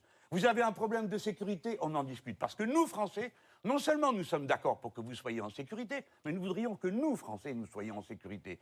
Donc, M. Poutine, les missiles que vous avez déployés sur le territoire de la Russie et qui font entre 500 et 5000 kilomètres, eh bien, nous ne sommes pas d'accord pour que vous continuiez à en utiliser. Et donc, nous obligerons, mais cette fois-ci, il ne faut pas être aligné pour l'obtenir, un des Russes, deux des Américains, que ce type d'armes soit remis dans un accord comme il y en avait autrefois avec la Russie soviétique. En attendant les résultats de ces négociations, nous sommes tous confrontés à notre vulnérabilité énergétique. Et vous, vous faites partie des candidats qui sont contre le nucléaire. Vous voulez en sortir totalement à l'horizon 2045. Est-ce que ce qui se passe en ce moment, et c'est une question qu'on pose aux autres candidats, est de nature à vous faire repousser cette échéance ou pas? Ça me renforce dans mon idée. Parce que c'est un sujet que jusqu'à présent, moi j'avais beaucoup de mal à évoquer, parce que j'aime pas la politique qui fait peur. D'accord? Mais maintenant on peut le dire. Maintenant que tout le monde a compris que les réacteurs nucléaires en Ukraine, c'est dangereux. Enfin, c'est dangereux quand on les prend d'assaut et qu'on les bombarde. Mais je vous remercie d'avoir complété la phrase. Donc, quand on est en guerre ou qu'on est menacé, ceci pourrait arriver aux Français. Le président de la République est chef des armées. C'est son rôle de prévoir, d'anticiper. Tout le monde disait, c'est pas possible, il n'entrera pas en Ukraine, il est entré. Tout le monde disait, c'est pas possible, etc., etc. Donc, moi, je ne suis pas d'accord pour dire, ah ben, personne n'osera faire ça. Si, des gens peuvent oser le faire. Les centrales nucléaires, le nucléaire civil est dangereux sur le plan militaire. Je vous demande d'y réfléchir un instant, tous autant que vous êtes. Il est dangereux. La centrale de Nogent, elle est en amont de Paris. On a un peu trop tendance à dire que le nucléaire est propre et on oublie, ça m'avait fait rire une fois, un journaliste lui dit le nucléaire est propre. Et il dit, et les déchets? Le journaliste, il dit quoi, les déchets? Je dis, mais justement, les déchets, en fait, pourquoi est-ce qu'on n'en parle jamais? Et ils ont quand même abandonné le projet Astrid, hein, le gouvernement Macron, ce qui est quand même un truc qui me semble absolument incroyable. Et on dit aussi que c'est pas cher, alors qu'on ne prend pas en compte les déchets encore dans le coût du fonctionnement d'une centrale. Donc, je veux dire, Dans le fait oui. que la plupart de nos centrales arrivent à expiration, entre guillemets, hein, qu'il va falloir les réhabiliter incessamment sous peu, quoi. Tout à fait. Puis ces déchets-là, ça a un coût hein, de les stocker, de les traiter, de les stocker pour des centaines d'années. Et ce coût-là, effectivement, n'est jamais pris en compte lorsqu'on compare le coût des énergies. Donc, ouais, c'est vrai qu'il y a beaucoup à dire. Non? Ce qu'il dit dans l'interview à Reporter, qui va peut-être pas dire là, c'est que on ne peut pas parler décemment, selon lui en tout cas, moi je n'ai pas forcément d'opinion là-dessus, mais on ne peut pas parler décemment aux gens de sobriété, de décroissance, c'est pas très vendeur, mais il dit que de toute façon, en faisant une transition énergétique entre l'énergie nucléaire, l'énergie fossile et les énergies renouvelables, il va y avoir un moment où on ne pourra pas consommer autant. Et donc on va être obligé d'en passer par la sobriété et la décroissance, quoi. Mais que... Tout à fait, exactement. Puis peut-être que ça aussi, hein, on a de la difficulté ou plutôt on s'accroche au nucléaire parce que c'est vraiment l'illusion de l'énergie. En fait, c'est peut-être la manière de produire de l'énergie qui donne l'impression qu'elle est sans limite et donc ça nous empêche justement de poser le problème de la sobriété que tu viens d'évoquer. Donc, c'est une difficulté aussi. Sremli 34 a raison, elle parle aussi du réchauffement, ouais, le réchauffement climatique, l'eau devient trop chaude. Donc, même là, en fait, tout pointe aujourd'hui à vouloir cesser au plus vite notre dépendance au nucléaire, mais ouais, c'est difficile pour beaucoup de le comprendre. Si elle prend un coup au but, il y a 12 millions de personnes à déplacer. La centrale du Blayais, elle est dans l'estuaire de la Gironde. Un coup au but, 800 millions de personnes à 800 000 personnes à déplacer. Si nous prenons un coup au but dans la vallée du Rhône, il faut déménager tout le monde. Donc on parle de choses extrêmement graves, extrêmement sérieuses. Alors la question est-ce qu'on peut sortir du nucléaire? Mais avant, il y a une autre question. Vous voyez bien que les Français souffrent en ce moment de la hausse des prix. Florence, est-ce que tu entends aussi un... Non, je me demande si c'est pas parce que Michel vient d'activer la bouilloire. Je crois que c'est ça. Désolée. Il n'y a pas de souci, si c'est pour te faire une tisane, tout est pardonné. Pardon. On continue. Ça, c'est quelque chose de réel. Ah, ça, c'est sûr. Ce ne sont pas des scénarios du futur, et le pire n'est jamais certain. Mais aujourd'hui, comment répondez-vous aux gens qui souffrent déjà de l'augmentation énergétique sur leur facture, et comment vous faites pour la faire baisser, cette facture, en sortant du nucléaire? Voilà. Alors, vous avez deux possibilités qui vous sont présentées aujourd'hui. L'une, c'est toutes sortes de discours touchants, dans le court terme, n'ont aucune valeur. On va lutter contre les passoires thermiques, en effet, on va le faire. On va rechanger le modèle des voitures, en effet, on va le faire. Mais ça prend du temps. C'est maintenant que les gens sont pris là. C'est en ce moment que la profession de taxi va mourir, si on ne fait rien. Donc, il faut bloquer les prix. Disais-je en septembre, le président Macron a reconnu il y a un instant que c'est en septembre qu'a commencé cette affaire. J'ai dit, bloquons les prix. Mais maintenant, je ne me contente pas de dire bloquons les prix. Je dis, on les bloque à la baisse. C'est-à-dire qu'on décide que ça coûtera 1,30 € ou 1,40 € à la pompe, pas un centime de plus. Alors, comment fait-on? La réponse du gouvernement actuel, c'est de dire, on prend dans le trésor public pour donner aux gens, pour qu'ils donnent au trésor privé, celui de Total et des autres compagnies qui nous alimentent. Alors, réfléchissons un instant. Au lieu de faire cette chose à Versailles, de blabla, il y avait une décision à prendre. Cette décision, c'était faisons un prix plancher pour le pétrole en Europe. C'est-à-dire pour un marché de 450 millions de personnes. Aucun producteur ne tient en face de nous. Pourquoi? Parce que l'actuel surcoût, c'est tout simplement de la spéculation. Les besoins sont connus, il faut donc adapter les quantités de pétrole. Avez-vous entendu dire que l'Arabie Saoudite, le Qatar ou même les États-Unis d'Amérique augmentent la production? Non, pourquoi? Parce qu'ils se remplissent les poches, inclus les États-Unis d'Amérique. Les États-Unis d'Amérique sont indépendants énergétiquement et sur le plan pétrolier à la condition que le baril de pétrole vaille 60 $. Pourquoi 60 $? Parce que c'est à ce prix que le pétrole et le gaz de schiste sont rentables aux États-Unis d'Amérique. Alors pendant que nous, on ferait les marioles, à dire oui, ben on va baisser le chauffage, ça c'est les gens qui n'ont pas froid. Hein. Il y a 12 millions de personnes qui ont déjà froid, ils ne peuvent pas baisser le chauffage. Donc pendant que nous, on fait ça, les autres, ils se remplissent les poches et ils rigolent. Donc, et en plus, hein, on l'a vu aussi au Canada, hein, la crise autour de l'énergie, là, cadavre, hein, NL Québec, dans l'Ouest, on veut rouvrir, faire reconsidérer les pipelines qui, on pensait, enterrées et finies. Et non seulement, effectivement, les spéculateurs manipulent les prix, mais en fait, c'est fou de voir que cette addiction aux énergies fossiles, on n'en est pas guéri, même s'il y a eu des petites victoires au Canada sur des projets d'oléoduc. On voit que voilà, la crise en Ukraine, ça ramène ça sur le devant, comme si c'était maintenant voilà, une raison de pouvoir consommer autant d'énergie qu'avant. Hein. C'est quelque chose qui m'atterre particulièrement là, quand il raconte que, faute d'acheminer du gaz ou du pétrole de Russie, ils le font dans d'énormes paquebots hyper polluants en passant par je ne sais quel pays. Oh, tant pis, la planète trinque, mais bon sang, ça devrait être au cœur de toutes nos préoccupations chaque matin, chaque minute. On ne devrait à aucun moment considérer qu'une solution écologiquement déplorable soit mise sur la table. Quoi. Je trouve ça absolument incroyable, quoi.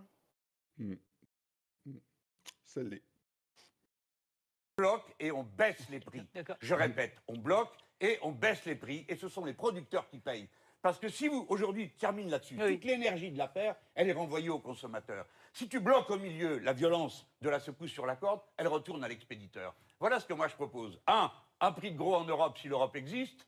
2, en tout cas, nous, Français, on le ferait et on met une limite à la baisse. Vous parliez de ce mot, blocage des prix. Vous êtes le seul des candidats présents ce soir à vouloir bloquer une liste de produits alimentaires de première nécessité. Est-ce que vous pourriez nous donner des exemples de cette liste? Est-ce qu'elle est établie? Est-ce qu'elle est inscrite, écrite noir sur blanc? Et sinon, quand allez-vous l'établir? Alors, je vais vous dire, le mieux, c'est de regarder comment font les autres. Souvent, ils y ont réfléchi avant, puis s'ils se sont trompés, on s'évite les erreurs. Alors, il y a déjà des gens qui l'ont fait. Par exemple, peut-être que tout le monde ne le sait pas, mais dans les DROM, c'est-à-dire les départements et les territoires d'outre-mer et les régions d'outre-mer, il y a un système de blocage des prix. Parce que comme tout fonctionne à l'import, hélas, qu'on n'a pas garanti ni la souveraineté énergétique ni la souveraineté alimentaire, donc on fixe les prix. On fixe les prix, c'est la loi Lurel, elle s'applique partout. Mais à La Réunion, ils ont trouvé une idée. Ils fixent les prix, c'est le préfet qui fait ça, mais il s'est entouré d'une commission et il fait venir des citoyens tirés au sort. Alors peut-être que sur le territoire de l'Hexagone, nous sommes 67 millions, bon, on va peut-être pas tirer au sort, on peut le faire, hein, mais on peut déjà faire venir les associations de consommateurs et les syndicats de salariés, parce qu'eux, ils ont une vue directe sur ce sur quoi il faut bloquer les prix. Ce qu'on peut dire, c'est les produits de première nécessité alimentaire, les produits de première nécessité pour l'hygiène, et on peut dire aussi les produits de première nécessité pour aller à l'école et avoir les cahiers et les crayons dont on a besoin, et évidemment l'essence. Mais là, c'est des mesures de court terme. Après, dans le plus long terme, il faut en finir avec les modes actuels d'approvisionnement énergétique. Les énergies fossiles, gaz, pétrole, tout ça, il faut passer à autre chose. C'est pas si dur, bon sang de bois. Où est la difficulté? Il n'y en a pas. Il faut prendre la décision. La quantité d'énergie, c'est là la difficulté. Personne n'a l'intention d'appuyer sur un bouton et dire ça, il n'y a plus de lumière. C'est pas ça mon idée. Je dis on remplacera le nucléaire par d'autres sources. On remplacera le pétrole par d'autres sources. Le pétrole par l'hydrogène. On le fabrique facilement et en mer, à condition de mettre des éoliennes offshore en quantité suffisante. On sait le faire, on a les ingénieurs. On peut avoir de l'énergie électrique partout dans le pays si on installe des hydroliennes. Alors c'est un grand mot, hydrolienne. Autrefois, on appelait ça moulin. Alors des hydroliennes dans toutes les rivières. Il y en avait 100 000 de moulins dans ce pays. Il n'y a pas de difficulté technique. Et après, il y a des instruments nouveaux qui utilisent l'énergie de la mer, la houle et le reste. Bon, je termine là-dessus, oui, mais c'est pour vous dire qu'il y a 66 fois dans la mer l'énergie. J'essaye de parler aussi vite que je peux pour être convaincant. Oui, Jean-Luc Mélenchon, il ne nous reste que 2 minutes pour les 2 dernières questions, mais vous les connaissez déjà par cœur, parce que vous n'êtes pas le premier Elle est morte de rire. entendre ces questions. Je n'ai pas triché, hein. Non.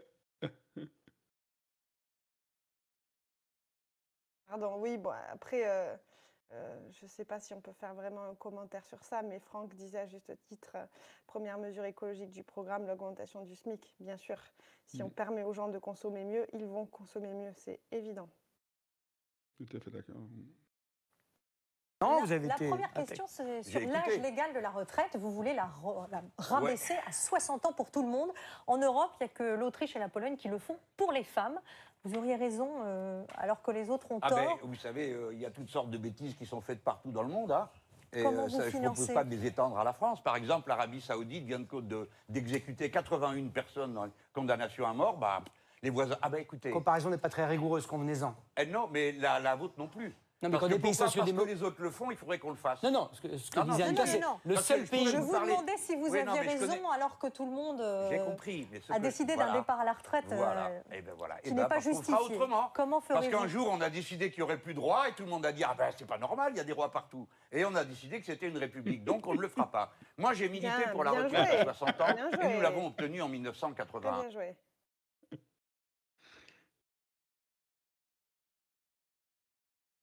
J'ai milité contre et fait des manifestations quand M. Sarkozy l'a passé à 62 ans pour qu'on reste à 60 ans. J'ai milité contre M. Hollande quand il a passé les 43 annuités. Laissez-moi terminer.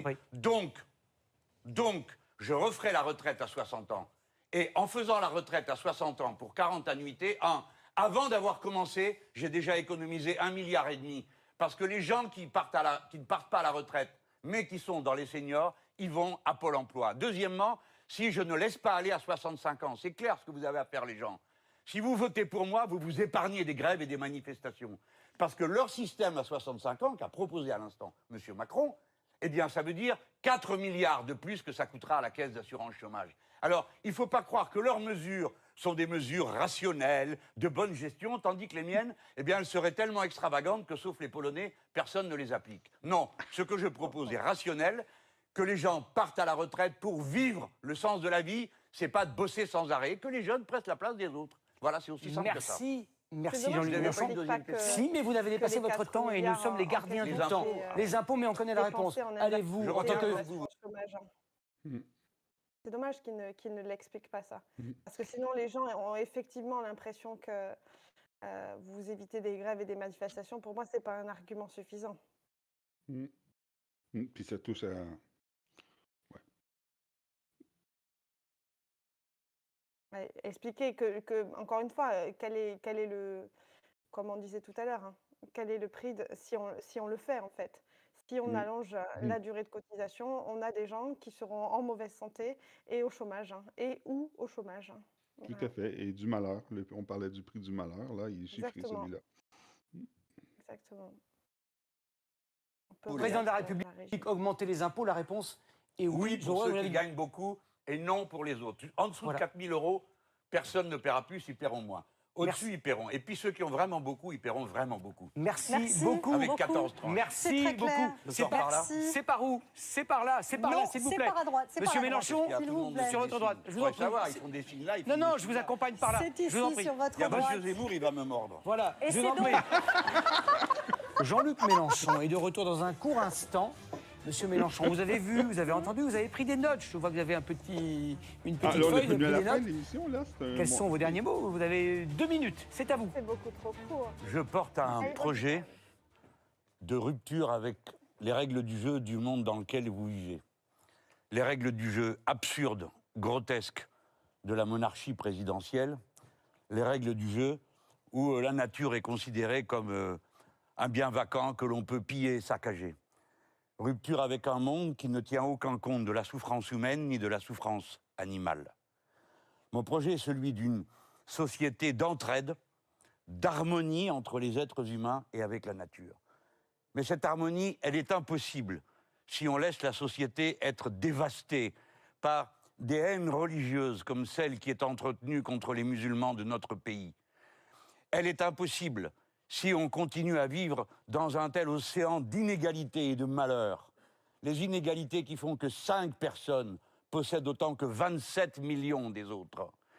Une société dans laquelle l'État met 240 milliards pour faire face à la Covid et vous retrouvez ces 240 milliards en augmentation de la fortune des plus riches de notre pays. C'est un énorme aspirateur qui produit de la maltraitance sociale et de la maltraitance écologique. C'est tout cela. Nous pouvons l'arrêter. Le monde est en attente d'un pays qui lance ce signal. Ne laissez pas tout transformer en marchandises parce que plus rien ne marchera. Ne laissez pas tout privatiser parce qu'à ce moment-là, vous serez privé de tout. Dans notre pays comme ailleurs, nous le voyons, le marché, c'est le chaos. Il faut rétablir de l'intelligence et de la volonté humaine dans tous les processus de consommation, de production, d'échange. Faire naître ce nouveau monde est possible. Un autre monde est possible. Renouer avec le progrès humain. Vivre une autre vie d'hommes et de femmes. Une vie tournée vers les biens communs, leur respect. Mais aussi tout ce qu'on peut nous grandir par la poésie, la musique, la chanson. Bref, un autre monde est possible. Je vous attends le 20 mars derrière moi dans les rues de Paris pour montrer qu'on a un programme crédible, il est chiffré et que nous sommes une masse. La France parle au monde. Ah, la conclusion est incroyable. Je suis d'accord avec tous les petits cœurs violets du chat. La You have conclusion, no je idea sais what pas your ce que tu en teams can penses, mais voilà. Ah ben oui, hein, il Ouais. parle, il parle de choses qui sont les plus importantes. Hein. On tend à l'oublier, on tend à nous le faire oublier, mais effectivement, le bien-être de vivre le monde d'entraide, l'humain, c'est la base, c'est l'essentiel. Oui, bon, moi aussi j'ai eu des frissons en entendant ça. Puis on n'enlève aucun mot. On n'enlève aucun mot de ce qu'il dit. En fait, je vais réécouter, là, mais chaque mot a son poids, a sa cohérence. Non, c'est super. Hein. C'est super. Et le 20 mars, mon Dieu, c'est dans même pas une semaine. Oui, mais je C'est suis fou de tellement penser. déçue.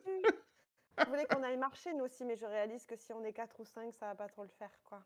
Enfin, Mm, mm, mm, mm. oui, oui, je suis émue, Franck. Mais comment tu fais pour voir ça Je pensais que ça se voyait pas.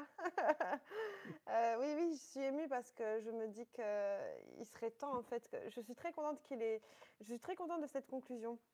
Où il parle de la nature, il parle du lien entre les hommes, il parle du fait qu'on peut montrer l'exemple en France comme on a déjà su faire par le passé. Voilà, je trouve que quelquefois, son message est un peu galvaudé. Enfin, je sais pas, quelquefois je trouve que son message ne passe pas bien, et là je trouve qu'il est merveilleusement dit. Voilà. Hmm. Exact. Ah, il y a des propositions pour voir le meeting en live sur Twitch. Ben oui, le 20, c'est possible en live cette fois-ci, sans que certains puissent tricher là, dans nos viewers, là, comme je pense à Franck. Là. Ah, écoute, super. Ah, il y avait beaucoup d'attentes sur cette intervention de Don Mélenchon face à la guerre. Et écoute, tu sais, souvent, hein, quand on a des attentes, on peut être déçu, mais là, attends, comme quoi il ne manque jamais de, de- de répondre à la commande, notre candidat. Ah, c'est un vrai bonheur. Ouais, je pense que je vais le réécouter, hein. Ça, c'est certain. Hein. Oui. Ah, c'est super. Et il faut voir un petit peu après ce que ça donne sur les réseaux, les répercussions que ça peut avoir, quoi. Ben, ça doit commencer déjà, peut-être. Il y en a. Ouais, j'imagine qu'on va aller faire un petit tour tout à l'heure et on va voir. Ça doit déjà commencer à tourner. Hein. Le Lilou, effectivement, a dit que c'est très positif. Ben, gars, j'en doute pas, hein, parce que. Ah là là là là, c'était du solide, hein, c'était du lourd. Et d'autres, ceux qui ont vu d'autres candidats. Toi, Florence, tu parlais que tu avais vu un petit bout de Zemmour, et puis, Tout je ce sais que pas, il y j'ai en a vu, d'autres oui. qui. Ouais, il y en a qui ont vu du Jadot, qui ont vu même Macron, qui veulent partager un peu ce qu'ils Macron ont. était là? Je suis persuadée qu'il n'était pas là. Ouais, je pense il est venu. Hein. Ben, d'ailleurs, je pense que c'est lui qui a imposé le format, qui a dit, je veux bien aller débattre, mais s'il n'y a pas de débat. Donc, ils ont Ah fait oui, un format pour ah, lui. tout C'est ce que j'ai s'explique. compris, là. D'accord, ok. Oui, je pensais que quand il avait dit pas de débat, il viendrait pas, en fait. D'accord. Ouais, voilà. Donc, on lui a dit, ben, un débat sans débat, ben, c'était ça. Hein, le débat sans débat. Je vois, ouais. Ah, ah là là, je te dis qu'on n'est pas prêt de revoir du Philippe Poutou, hein, comme en 2017. Hein, Ouais. ouais, j'espère qu'ils vont nous trouver un format. Parce que c'était quand même bien d'avoir tous ces candidats, un en face de l'autre, qui peuvent se- s'interpeller. Hmm. Tous en cravate, comme on dit. Donc, je regarde, effectivement, si Jadot est passé à la fin, OK, débat était bien. Euh, Jadot n'est pas un grand orateur, hein, jusqu'à preuve du contraire. On regardera, mais hum, hum, hum, hum. Ah, ben j'es- écoute, ouais, j'espère que tu dis. j'espère vraiment, comme je te disais, que c'est ce qui va le perdre à Macron. Il est déjà réélu, quoi, dans sa tête. Hum, hum. J'espère que c'est ça qui va le perdre. Euh, Est-ce que tu as vu les dernières photos en polo mal Ah, oui, j'ai rasé? vu, Quelle j'ai mise en vu. scène, mon Dieu. Mais tu vois, c'est ça, c'est quand tu remplaces un programme par des communicants, ben voilà, c'est de la communication qu'on a eu droit. Et ça, c'est la preuve. Tu vois, Jean-Luc Mélenchon a l'Union populaire comme, comme programme, et puis Macron a une boîte de communicants pour. Belle la vie. Ouais. Exact. Et puis, c'est gros. Enfin, j'ai hâte de voir comment ça va passer, mais c'est tellement gros que. Bah, à trop Ben, sous-estimer l'intellect populaire, on finit par se prendre les pieds dans le tapis, du moins je l'espère, quoi. Mm. hum, Ouais, on va voir ce que ça va donner. Bon, mais c'était sympa cette écoute collective, cette première, Florence. On a déjà des demandes pour recommencer la semaine prochaine, mais en tout cas, moi, je Ah, suis moi, je suis partant. totalement dispo, pas de souci. Ah, bon, ben voilà, on se redonne rendez-vous. Ben voilà, regardez, suivez-nous sur les réseaux, vous allez voir qu'on va s'y remettre. Alors, je pense que c'est vrai que le 20 mars, c'est quand même un événement important. Oui, Je pense qu'on sera là, et puis, ben, venez nombreux. Fait, ce soir, je pense, tout le hein, monde nous dit dimanche. ouais, Tout en le monde nous plus, dit- bon, ben c'est parfait, ouais, un peu dimanche. Je sais pas en régie, mais je pense qu'on a dépassé notre nombre de viewers qu'on qu'on a eu par rapport à notre première émission. C'est bien, ça va toujours dans le bon sens. Je crois il y a quelques Bretons qui sont passés par là. Tant mieux, on peut en prendre des Bretons. Emmenez-en des Bretons. Allez-y. On est monté à 20. Que Franck a dit, ah ben écoute, tant mieux, ben c'est super. Écoute, ça, un petit train va loin, mais en tout cas, c'est un vrai plaisir là, que je partage là, avec toi, Florence, de faire ces streams sur Twitch. Ah, peut-être, avant de se laisser, une petite pub pour le 23. Oui, Florence, qu'est-ce qui se passe le euh, 23? Alors, je sais plus, qu'est-ce qu'on fait Tu chantes, Philippe, c'est ça? Tu chantes, tu danses? Alors, C'est ça? non, je chante et tu danses, en fait, parce qu'on avait voulu faire le contraire et on nous l'a déconseillé. Finalement, voilà. On sera à l'île Noire, un pub à Montréal à partir de 18h pour discuter ensemble de 3 grandes lignes du programme. Lesquelles? Alors, on a l'égalité homme-femme, on a la 6e République et la planification écologique. Voilà, Et puis, on petite pourra... soirée, débat assez informel. Voilà, Mm, tout à boire fait. des Puis, coups. voilà, pour ceux qui sont sur Montréal ou comme moi qui auront la chance de pouvoir se déplacer, ben, ça va être une occasion de se voir en personne aussi, ce qui n'est pas rien, ce qui n'est pas Oui. rien. D'ailleurs, ça me fait penser, là, dans l'émission qu'on vient de regarder, les gens n'avaient pas de masque. Je ne sais Oui, pas si les dernières émissions, c'était pas... J'essaie de me souvenir, mais c'est vrai. en tout cas, là, ça m'a marqué qu'il n'y avait En France, personne qui n'avait de c'est masque. levé, ça y est. En France, Hein? c'est levé depuis hier, Hmm. le port du masque. Et j'ai vu qu'au Québec, ils en parlaient pour la fin du mois. Ouais. Voilà. Mais nous, on a perdu le pass vaccinal, là, donc c'est quand Oui, même un pas important de franchir c'est dans la assez bonne agréable. direction. Pourvu que ça dure, pourvu que ça dure. C'est ça. Bon, ben écoute, Florence, moi, je te dis merci pour cette belle soirée d'écoute. Merci à toi, Philippe. Et puis, à bientôt. Merci à tous Suivez-nous. sur le chat. Vous nous galvanisez toujours, c'est chouette. À très bientôt. Bonne semaine et rendez-vous plus tard le 20 mars. Venez nombreux. Et merci encore.